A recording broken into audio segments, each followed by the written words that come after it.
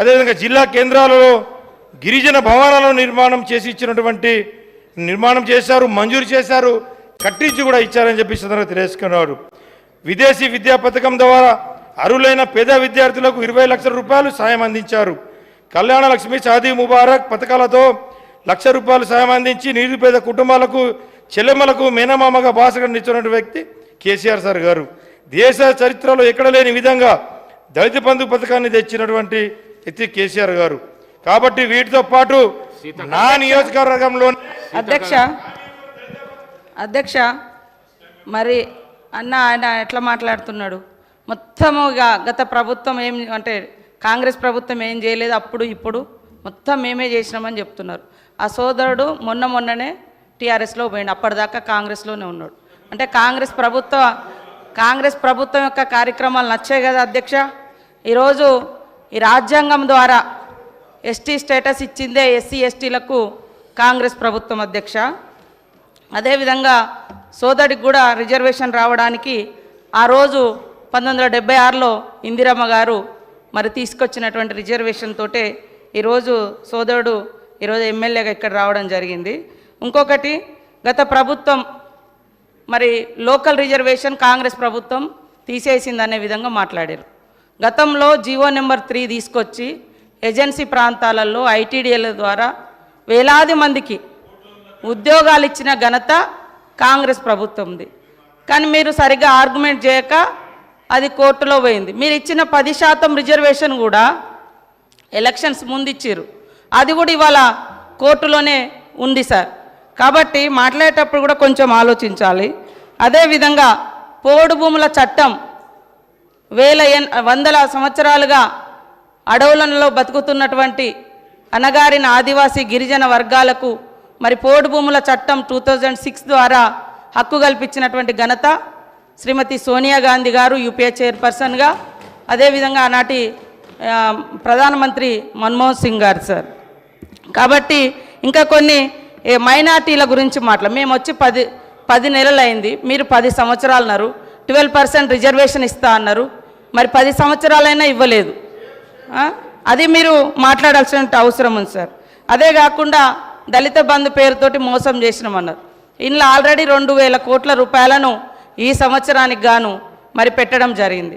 కాబట్టి మేము ప్రవేశపెట్టినటువంటి బడ్జెట్ను కూడా చూసుకొని మాట్లాడితే బాగుంటుంది. అంటే ఓకే అన్న, నేనేం అనడం లేదు, కానీ మేము పెట్టినాం కదా, పెట్టిన వాటిని కూడా మీరు పెట్టలేదు, చేయలేదు అని కాకుండా మంచిని మంచి అనుండ్రి, చెడుని చెడు అనుండ్రి, పాలకు పాలు నీళ్ళకు నీళ్ళు, అంతేగాని అన్నీ ఏం లేదు అంటే మరి అది కూడా కరెక్ట్ కాదు. కాబట్టి మా సోదరుడు కరెక్ట్గా ఆదిలాబాద్ జిల్లాలోనే గత 10 సంవత్సరాలలో మీరు ఎన్ని వేల మంది గిరిజన నిరుద్యోగ యువకులకు ఉద్యోగాలు ఇచ్చిరో చెప్పండి, ఎంతమందికి ఎస్సీ ఎస్టీలకు ఇండ్లు ఇచ్చిరో చెప్పండి, ఎన్ని వేల మందికి నీటి వసతి కల్పించిరో వ్యవసాయానికి చెప్పండి. అదేవిధంగా మైనార్టీలకు సంబంధించి కూడా రిజర్వేషన్లు, ఉద్యోగాలు, ఇండ్లు ఏమిచ్చిరో చెప్పండి. మేము 10 నెలలు కూడా కాదు, 8 నెలల్లో ఇప్పుడు మా బడ్జెట్లో అన్నీ పెట్టడం జరిగింది. కాబట్టి ఇవన్నీ ఆలోచించి మాట్లాడాల్సిందిగా మా సోదరుని కోరుతా ఉన్నా అధ్యక్ష. అనిల్ జాదవ్ కన్క్లూడ్ చేయండి. అధ్యక్ష, ఏదైతే మంత్రి గారికి ధన్యవాదాలు.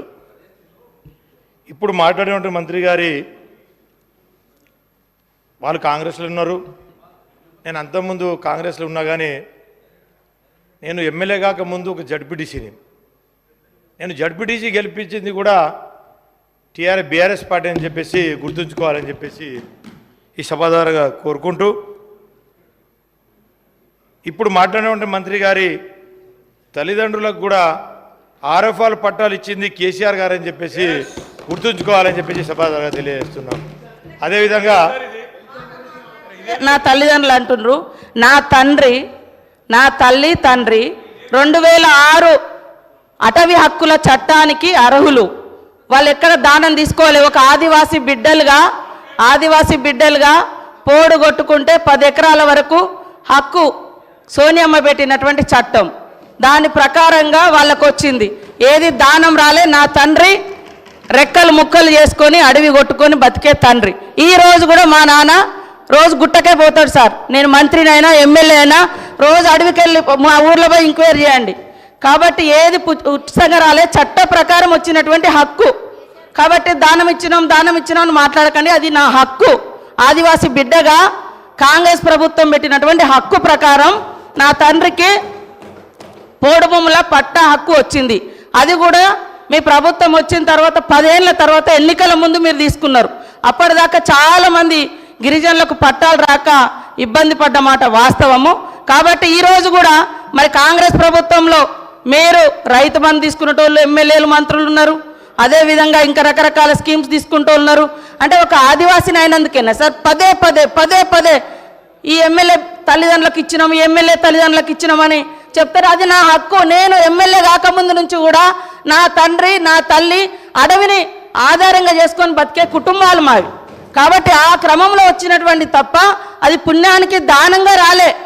అందుకనే ఇంకోసారి ఇక్కడ ఉన్నటువంటి ఎమ్మెల్యేలు కూడా మాజీ మంత్రులు కూడా మరి ఈ రాష్ట్రంలో రైతు బంధు ఎందుకు తీసుకున్నారు?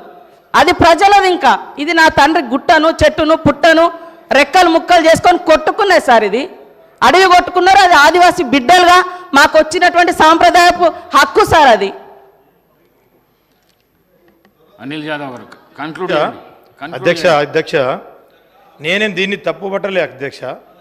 ఏదంటే అధ్యక్ష, గతంలో కేసీఆర్ గారు చిన్నవారైనా పెద్దవారైనా సమాన న్యాయం అని చెప్పి చేశారని చెప్పిన అధ్యక్ష. అప్పుడు ఉన్నటువంటి పత్రికలలో మంత్రి గారి తల్లిదండ్రులు కూడా ఇచ్చిందని చెప్పి ఒక పత్రికలో వచ్చిన వార్తనే నేను చెప్పిన తప్ప సారీ అమ్మ, నేను మీదకు ఏదో తప్పు పట్టట్లేదు. ఎందుకంటే అది మన జన్మ హక్కు, ప్రతి ఒక్క గిరిజనులకు హక్కు. ఏదైతే పట్టాలు పొందాలని చెప్పేసి మన హక్కు, అది నేను మీకు ఇచ్చిన నేను అంటలేను.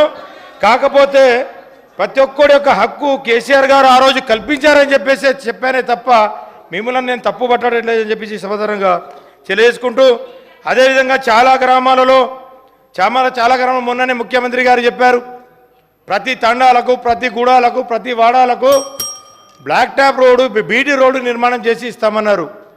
మరి నేను ఈ సభా దగ్గర ఒకటే కోరుతా ఉన్నా, ఒకటే అడుగుతా ఉన్నా, మరి గతంలో మంజూరైనటువంటి ఏదైతే ఎస్టీఎస్డిఎఫ్ రోడ్లు ఏదైతే ఉన్నాయో అవన్నీ ఎందుకు క్యాన్సిల్ చేస్తూ ఉన్నారని చెప్పేసి ఈ సభ ద్వారా అడుగుతూ ఉన్నాం. ఎందుకంటే టెండర్ అయినా అగ్రిమెంట్ అయినా కానీ ఆ రోడ్లని క్యాన్సిల్ చేయాలని చెప్పేసి ఈ ప్రభుత్వం కక్షపూరితమైనటువంటి చేస్తూ ఉన్నది. కాబట్టి ఏదైతే గతంలో ప్రతి ఒక్క తాండాలకు ఏదైతే ఇంతకుముందు చాలామంది సభ్యులు, నేను ఇప్పుడు కొత్త సభ్యుడిని కాబట్టి ఫస్ట్ నుంచి వింటా ఉన్నాను, చాలామంది సీనియర్ సభ్యులు కూడా మాట్లాడినరు. వాళ్ళు ఏమని చెప్పారు అధ్యక్ష అంటే, కేసీఆర్ గారు తండాలను గూడాలను గ్రామ పంచాయతీ చేసేయండి కానీ భవనాలు నిర్మించలేదన్నారు. ఎక్కడ నిర్మించలేదు? పోయి చూద్దాం, నా నియోజకవర్గం రండి, నేను ప్రతి ఒక్క దగ్గర మీకు చూపిస్తా, నేను ప్రతి దగ్గర పోయి తీసి చూపిస్తా మీకు. ఎక్కడ గ్రామ పంచాయతీలు నిర్మించలేదో, ఎక్కడ భవనాలు కట్టలేదో మీకు చూపిస్తా ఉన్నాం. ప్రతి దగ్గర కొత్త గ్రామ పంచాయతీలను కట్టించిన ప్రతి ఒక్క గ్రామ పంచాయతీ కొత్త గ్రామ పంచాయతీ భవన నిర్మాణం చేసి ఇచ్చిండ్రు. ప్రతి ఒక్క గిరి వికాస్ పథకంలో ప్రతి ఒక్క కులం మతం అని తేడా లేకుండా ప్రతి గిరిజన కుటుంబానికి ప్రతి ఒక్క కుటుంబానికి 2 లక్షల రూపాయలు మంజూరు చేసి బోరు బావి నిర్మాణం చేసి బోరు కొట్టి 3 ఫేజ్ కరెంట్ అనేది తెలియదు మా గుడాలలో తాండాలలో, అట్లాంటి 3 ఫేజ్ కరెంట్ ఇచ్చి 2 పంటల సౌలత కల్పించినటువంటి కేసీఆర్ గారు.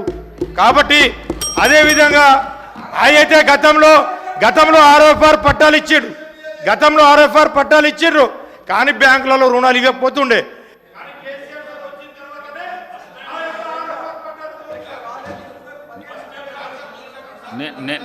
నేను ముందే చెప్పడం జరిగింది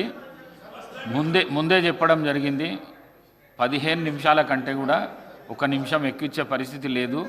ఒకవేళ ఆ విధంగా చేస్తే మీకు చెప్పకుండానే మైక్ కట్ చేస్తే మీ గౌరవంకు భంగం కలిగినట్లుంటుంది.